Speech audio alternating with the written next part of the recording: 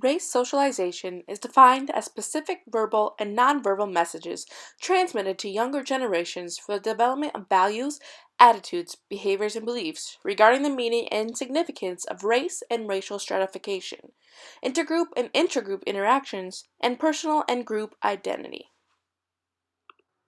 In other words, race socialization is the process of encouraging children to take pride in their cultural heritage while warning them of the potential dangers that they may face, like discrimination. Families of color or religious minorities attempt to serve as an insulating environment, shielding children from or confronting injustices. Parents of black offspring worry about their safety on the streets. The term Browning of America is said that by the year 2035, children of color are expected to constitute 50% of the U.S. school population, with the greatest increase coming from students of the Hispanic descent.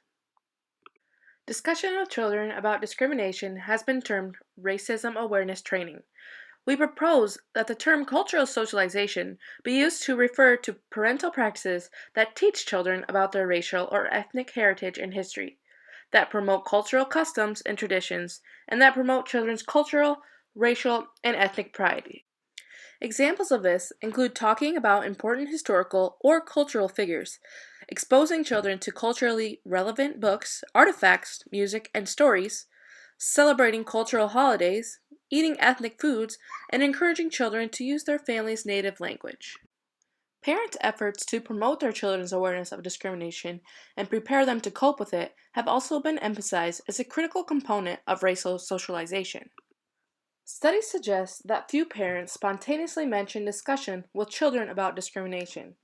It is difficult to determine whether this is because preparation for bias is less salient to parents than our other ethnic racial socialization themes, or because discrimination and racial bias are too painful or uncomfortable to discuss in the context of interviews with strangers.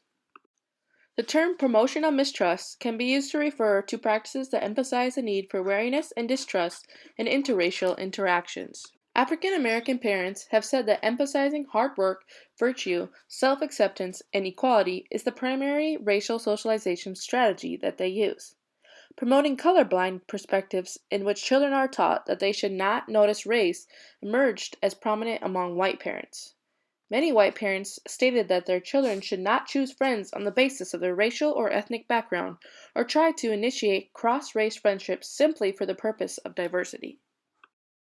Studies suggest that parents' racial socialization messages are not static or constant throughout childhood, but rather shift according to children's cognitive abilities and their experiences. Moreover, adolescents' identity-seeking processes, their ability to reflect on their experiences, and the greater likelihood that they will encounter racial bias may prompt them to initiate discussions about race with their parents. Boys and girls have different experiences related to their ethnicity and race. Compared with ethnic minority girls, ethnic minority boys are more likely to be viewed by others as threatening. One might expect race socialization messages to differ for boys versus girls because of the possibility that parents anticipate their differential experiences in external contexts such as neighborhoods and schools.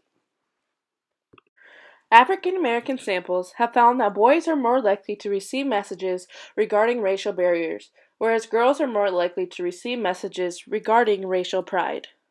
Parents from different socioeconomic backgrounds and with different occupational and educational histories may have different ideas about ethnicity and race and about experiences related to them.